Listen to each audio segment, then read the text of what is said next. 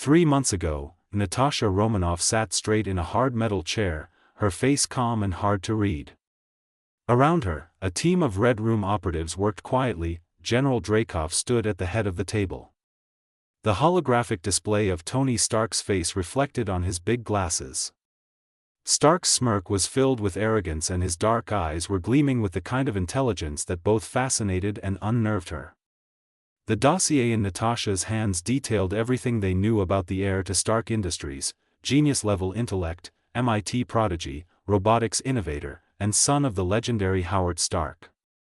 "He's disappeared," Dreykov said, his voice sharp and clipped. "No public appearances for over a year. No interviews. No social connections. No involvement in Stark Industries since graduating. A recluse in Malibu, of all places." Natasha's gaze didn't waver as she responded. "And yet you think he's a threat?" "Not a threat," Dreykov corrected. "A loose end. Stark Industries is one of the most powerful weapons manufacturers in the world. Howard Stark was a problem for us for years, always slipping out of reach. His son might be worse. Stark Jr. is unpredictable, brilliant, and, for some reason, working in isolation. We don't know what he's building. All our efforts to sneak in and hack into the facility have failed. The technology at that place is beyond anything we have ever encountered. If the security is that tight, it can only mean one thing: Stark is building something big. Something new. Something that will destabilize the entire balance of power in the world if left unchecked, and that makes him dangerous." The room was silent for a moment, tension thick in the air. Natasha's mind raced as she pieced together the information. Stark's seclusion wasn't just a personal choice. It was calculated. A man like Tony Stark didn't fade into obscurity without a reason. "What's the objective?" she asked, breaking the silence. Dreykov's lips curled into a thin smile. "Get close to him. Gain his trust. Find out what he's working on. If it's something we can use, acquire it. If it's something we can't, neutralize the threat." The word hung in the air, heavy with implication. Neutralize. Natasha nodded, her face betraying nothing. This was just another mission. Another role to play. Another target to manipulate and probably kill in the end. Arrival in Malibu. The sunny California weather was very different from the cold, lifeless feel of the Red Room. Natasha put on her sunglasses as she got out of the black SUV, looking around the beautiful beach town. It was nothing like the busy cities she usually worked in. The air had a salty, sunscreen smell, and the sound of waves hitting the shore made everything feel calm, maybe too calm for the job she had to do. Her cover identity was a new residence trying to make a break. A young woman with a degree in business management and marketing, looking for opportunities in Malibu's small but affluent business scene. It was simple, unassuming, and believable. Since she doesn't have a record outside, it made the job easier. Red Room created a new identity for this mission. Her first task had been setting up the restaurant where Tony goes most of the time. The Red Room had purchased the property under a shell company weeks before her arrival, equipping it with hidden cameras, microphones, and a state-of-the-art surveillance system. Every inch of the building had been swept and prepped for its dual purpose: a functioning eatery and a covert operations hub. No one, including the workers, knew what was going on in there. Well, they were professional after all. For the first 3 months, Natasha had observed from a distance. Stark's routines were irregular at best. He rarely left his facility, a sprawling, high-tech building perched on a cliff overlooking the ocean. When he did go out, it was usually for groceries or the occasional walk along the beach or to grab lunch. He spoke to no one. His interactions were limited to cashiers and delivery drivers. There were no parties, no visitors, and no signs of reckless behavior. "He's disciplined," Natasha reported during a secure call to the Red Room. "Focused. He's not wasting time. Whatever he's working on, it's consuming him." "Then it's time to make contact," Dreykov instructed. "Push him. See how he reacts. Natasha's mind raced as she planned her approach. Stark was brilliant, and brilliant people were often predictable in their arrogance. He wouldn't be swayed by simple flattery or charm. No, she would need to play this carefully and show just enough vulnerability to disarm him, enough wit to keep his interest, and enough mystery to make him want more. The restaurant was the perfect trap. Its location was strategic, positioned near one of Stark's usual walking routes, and it was his usual lunch spot. Natasha had ensured the staff were all in place, unwitting pawns who believed they were simply running a business. The surveillance system was active, every angle covered, every microphone tuned to pick up the faintest whispers. The final piece of the puzzle was making sure Stark ended up at her table. This required a bit of subtle manipulation. The seating arrangements were adjusted, a few tables were conveniently marked as reserved, and Natasha positioned herself in the most accessible spot. She chose her outfit carefully. Casual but flattering, approachable but not overbearing. The key was to look unassuming, someone he wouldn't immediately suspect. When Tony entered the restaurant that day, she felt a spark of satisfaction. He looked exactly as she had anticipated, dressed down in jeans and a t-shirt, his posture relaxed but his eyes sharp, scanning the room with an awareness that hinted at his underlying paranoia. Natasha didn't approach him directly. She waited, letting the carefully orchestrated scenario play out. The coincidental, open seat at her table. The casual banter that followed. The way she eased into the role of someone slightly out of place, someone who needed a friend. Her every word, every gesture, was calculated. The way she smiled, the way she leaned in a little when she talked, the way she laughed at his jokes, it was all part of the act. But as she sat across from him, listening to his confident charm and clever words, she was surprised by how real he seemed. Underneath his sarcastic tone, there was a sincerity she hadn't expected. And there was something else, something she couldn't quite figure out, that made her think this mission might be harder than she'd thought. Well, it just went from harder to hell mode when Tony suddenly bought that restaurant the same day he promised her that he'd find a job for her. In a hurry, the spies cleared the place and made sure nothing was out of the ordinary. Natasha had a suspicion that something was wrong. She wondered if her mission was compromised. Did he know about us? Is that why he bought it? Or could it be something else? The questions lingered in her mind, but she pushed them aside, focusing on the task at hand. She couldn't afford to lose Tony's trust now, not after working so hard to gain it. Failure wasn't an option. "What's your plan?" Dreykov demanded. "We can't afford to lose this opportunity." Natasha remained calm. "I'll handle it, sir. There is no indication that Tony Stark discovered our presence. His actions were merely opportunistic, nothing more." "We can't risk it," Dreykov insisted. "If you see even a hint that your cover is compromised, I want you to terminate the target and infiltrate his facility." Natasha nodded, keeping her face impassive. "Understood." With that, the call ended. Natasha was left alone with her thoughts. She had to admit, she was impressed by Tony's ability to surprise her. He was more clever and resourceful than she'd anticipated. It made him dangerous. But it also made him interesting. It's been a while since she felt the thrill of a challenge. Noon, as planned, Natasha went to the restaurant and saw it was open as usual, but the workers were all new. Tony was sitting in the same spot the day they first met. He waved at her with his usual grin. She walked towards him, feeling a mix of emotions she couldn't quite understand. "So, do you like chicken shawarma?" Tony asked as Natasha took a seat across from him. "It's one of my favorite foods, actually," she replied. Tony chuckled. "I guess we have something in common then." He called the waiter and ordered. She studied his face as he did. He seemed relaxed as usual. There was no trace of suspicion or anger in his expression. Just the same friendly smile he always wore. It was almost unnerving how easily he could hide his emotions. Was he faking it? Or was he really as unbothered as he seemed? "So as promised, I got a job for you," he took out a piece of paper from his pocket and placed it before her. Natasha took the paper and read it. It was a contract for her to be the official manager of this restaurant. The salary was very generous. "Wait. You bought this place?" she asked while trying to be surprised. Tony grinned.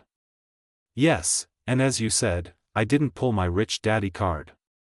It's all my money. So, I don't know what to say," Natasha said in disbelief. "Then say yes. I know it's not much, but as a fresh graduate, you need to earn some experience, right? And besides, if you work hard, then in a couple of years we'll be able to open a couple of more restaurants around this place. Together, we'll slowly devour the Malibu restaurant business," Tony said excitedly. Natasha was stunned. She couldn't believe what she was hearing. She was expecting him to give her a job in one of the Stark facilities, but this. It was completely unexpected. "Hey. You alright? If you don't like it, then there's nothing more I can do. Besides, I doubt in your situation you have any better option, right? Better sign the paper or go to bed hungry tonight," Tony joked. She chuckled, shaking her head. It wasn't a fake laugh. She felt genuinely amused. This guy, he never failed to surprise her. "Are you always that direct?" she asked. "Oh, you mean the last part about your situation?" "Yeah, it's always better to be direct rather than dance around the subject. You were looking for a job. I have a job for you. So, how about it? Wanna devour Malibu restaurant business with me?" Tony asked as he extended his hand to her. "That's very tempting. But before I agree, I need to know one thing. Why are you doing this for me? I know you said we are friends, but still." Natasha asked with a serious face. Tony's expression changed.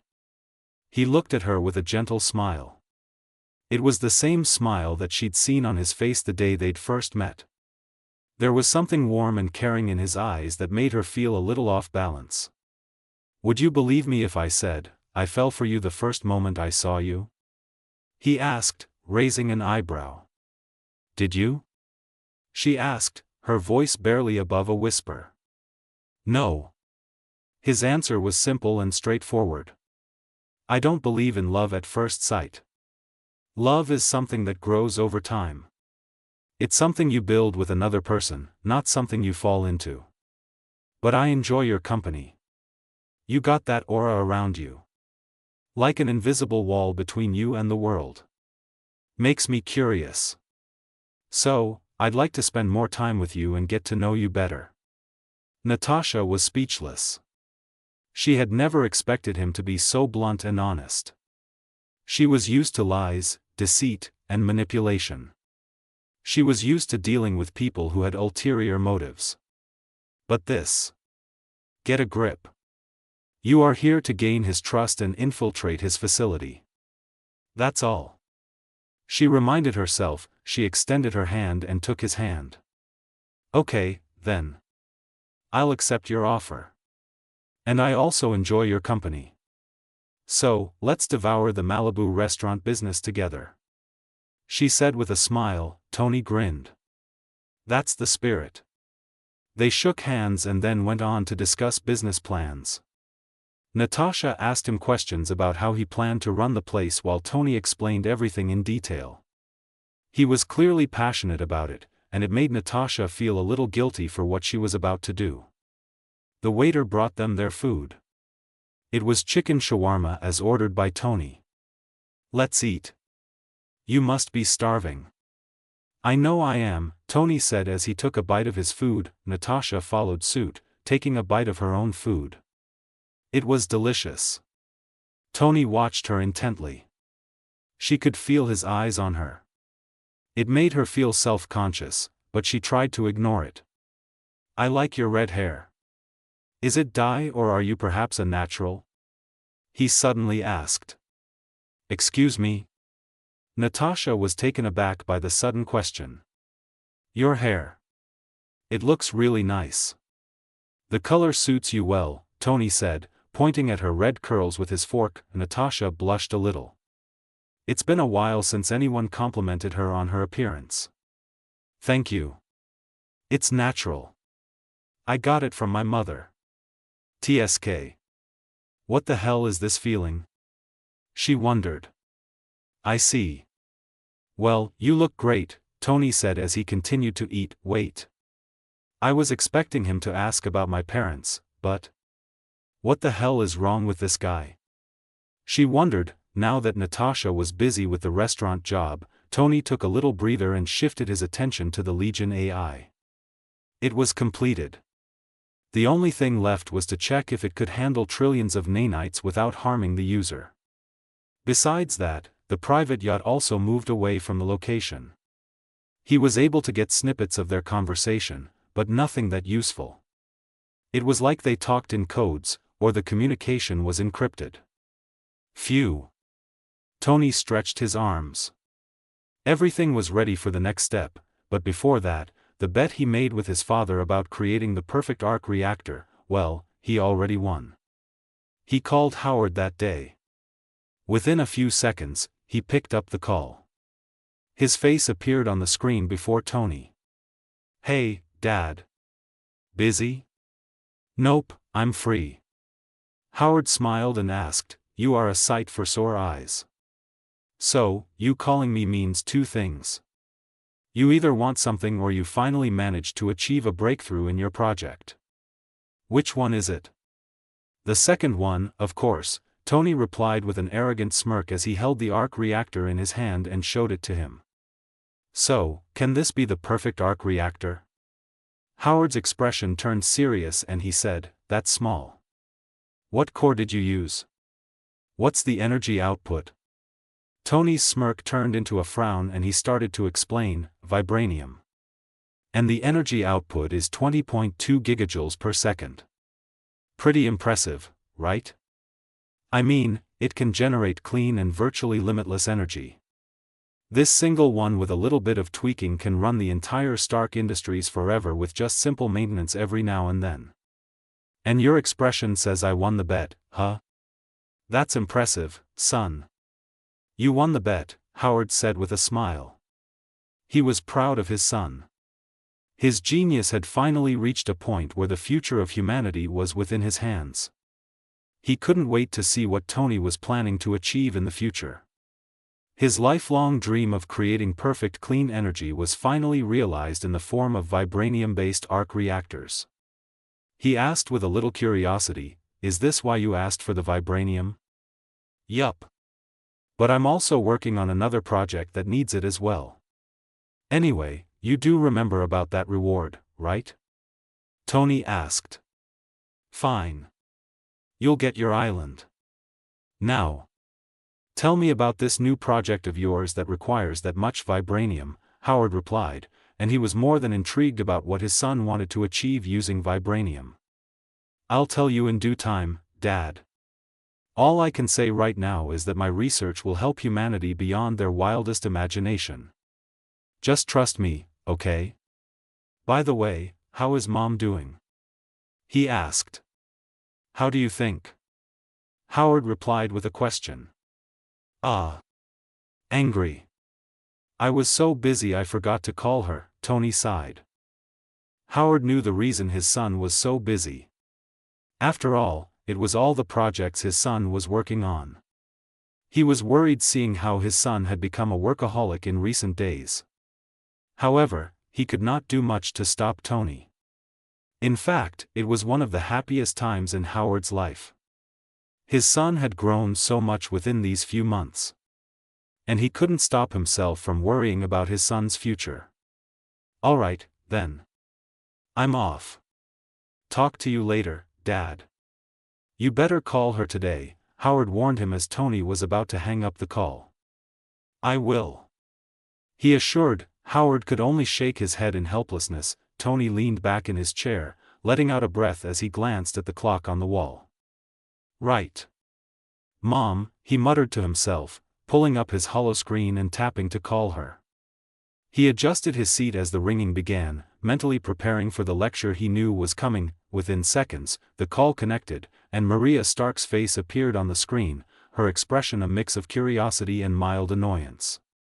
Well, if it isn't my son who finally remembers he has a mother," Maria quipped, crossing her arms. She wasn't mad, not entirely, but her tone carried the weight of having waited for this call for far too long. "Hey, Mom. Missed me?" Tony started with his signature charm, flashing a grin. "Don't you dare try to sweet-talk me," she shot back, but there was a fondness in her voice. "I've been waiting for this call for weeks. Do you know how many dinners I've had to convince myself you'd probably show up for? You didn't. You promised to come home last month, remember?" "Yeah, I know. I am sorry," Tony admitted, raising his hands in mock surrender. "I've been busy." "Busy? Busy with what? Saving the world, inventing a time machine, or building something even more ridiculous?" she asked, her eyebrows raised. Tony chuckled, shaking his head. "Not that ridiculous. But, you're not far off." He paused, reaching off-screen to grab the arc reactor. "Look at this, Mom. The perfect arc reactor. Vibranium-based, unlimited clean energy, completely sustainable. Humanity is never going to run out of power again. How's that for busy?" Maria's eyes widened as she leaned closer to the screen. "Tony, that's incredible." Her expression softened, and a proud smile replaced the annoyance. "Howard told me you'd been working on something groundbreaking, but I didn't think it would be this monumental. I'm proud of you, sweetheart." Tony's smirk faltered, just for a moment, at her words. For all the accolades and accomplishments he'd racked up, hearing his mother say she was proud always hit differently. "Thanks, Mom. Means a lot coming from you."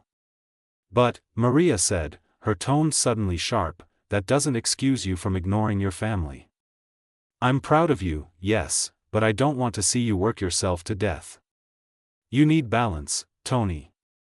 Tony sighed, running a hand through his hair. I know. I'll do better, okay? Promise."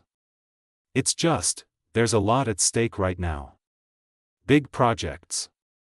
Big moves. You and Dad always said to aim high, right?" Her expression softened again. "Yes, but we also taught you to take care of yourself. Your father and I, we only ever wanted you to have a future where you could live freely, without being consumed by your work." All right, I get it. I'll take a break soon," he assured her, though his tone suggested it was more of a delay than a certainty. "But tell me, how've you been? What's going on in your world?" "Well, nothing as exciting as vibranium reactors," Maria teased, "but I've been working on a few charity events. Your father insists on overseeing every little detail, as usual, but it's been keeping me busy." Tony smirked at the mention of his father's micromanagement. "Sounds about right. I don't think Dad's ever met a detail he didn't want to obsess over." She chuckled softly. "It keeps him out of trouble, at least. But enough about us. When are you coming home, Tony? We could use some of your charm at these events, you know. A little Stark star power might loosen a few purse strings." Tony leaned back, rubbing his chin as if he were seriously considering it. Charity galas and schmoozing with donors. Tempting. But I think the world-saving gig takes precedence. That being said, I'll see if I can make time, no promises, though." "Don't tease me, Tony," Maria warned, but her smile betrayed her. "It would mean a lot to have you there. And I'm sure your father would enjoy showing you off to his friends." "I bet," he replied with a wry grin. "All right, I'll check my schedule. Worst case, I'll send a hologram of me. Almost as good as the real thing, right?" "Not even close," she shot back, shaking her head. "But I'll take what I can get." "Deal," he said, glancing at the clock again. "Anyway, I've got to run. Big day tomorrow, you know how it is. But I'll call again soon, sooner than last time, I promise." Maria's expression softened again. You better, Tony. And take care of yourself, alright? You're more important to us than any of your projects. His usual smirk gave way to a genuine smile. I will, Mom. Love you. Love you too, sweetheart. Don't work too hard, Maria said before the call ended. Tony leaned back in his chair, staring at the now empty holoscreen. He let out a deep breath, the weight of his family's concerns settling in his chest. Right. Balance, he muttered to himself. Then, with a shake of his head, he refocused on the work ahead. There was still so much to do. Back to the main lab, Tony stood in his lab, surrounded by the gentle hum of machines and the soft glow of holoscreens displaying complex streams of data. In the center of the room, a sleek container filled with trillions of shimmering, microscopic nanites rested atop a reinforced platform. Beside it, the new Vibranium-based Arc Reactor was securely mounted in a custom-built cradle, its brilliant blue light pulsing steadily, a testament to the raw, limitless energy it generated. Alright, boys and girls, Tony muttered to himself, pulling up a 3D holographic interface of the Legion AI. The interface displayed a swirling array of interconnected nodes and neural pathways, the AI's simulated brain. Let's see if you're ready to handle the pressure. He tapped a few controls, summoning two smaller AIs into the system. Hermes, Elena, you're up. Monitor the integration process. Make sure our new friend here doesn't fry himself or me. Two voices chimed in almost simultaneously, their tones distinct but cooperative. Understood, sir, Hermes said in his crisp, efficient tone. I will monitor energy distribution and ensure stability within the arc reactor. Got it, boss, Elena added, her voice warm and slightly playful. I'll keep an eye on Legion's neural activity and make sure the nanites don't go rogue. Let's hope your new toy plays nice. Tony smirked, his fingers flying over the controls as he finalized the configuration. Don't jinx it, Elena. Alright, step 1. Activate the energy feed. Hermes reported instantly. Energy feed initiated. Vibranium core output is stable at 20.2 gigajoules per second. Nanite containment field is holding. Tony glanced at the containment screen. Trillions of nanites were dormant, their silvery form suspended in a state of perfect stillness, awaiting activation. He took a deep breath, the magnitude of what he was about to do hitting him for a moment. Step 2. Connect Legion to the nanite interface, Tony said, his voice steady. He tapped a final command, and the holographic display of Legion AI expanded, its neural pathways lighting up as the connection was established. Connection established, Elena confirmed. Legion is online and actively interfacing with the nanite control grid. Tony's gaze flicked to the diagnostic display. So far, so good. Alright, Legion, let's see what you've got. Begin synchronization with the nanites. Slow ramp up to full control. Let's keep this gentle. The AI's voice was calm and deliberate, its tone reflecting the sophistication Tony had poured into its design. Acknowledged. Synchronizing with nanite swarm. Progress, 1% and climbing. As the process began, he monitored the data streams with laser focus. The nanites started to shift within their container, moving in synchronized patterns that reflected Legion's growing influence. Each movement was deliberate, almost hypnotic, as if the tiny machines were a living organism responding to a higher will, Hermes reported. Energy consumption has increased by 15%, but the arc reactor is compensating without issue. Power levels remain stable.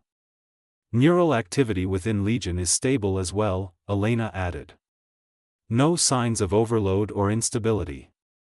Tony nodded, his confidence building. Good. Keep an eye on the energy draw. If it spikes past 30%, we pull the plug.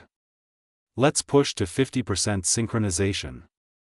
The nanites moved faster now, forming intricate shapes and patterns within the containment field.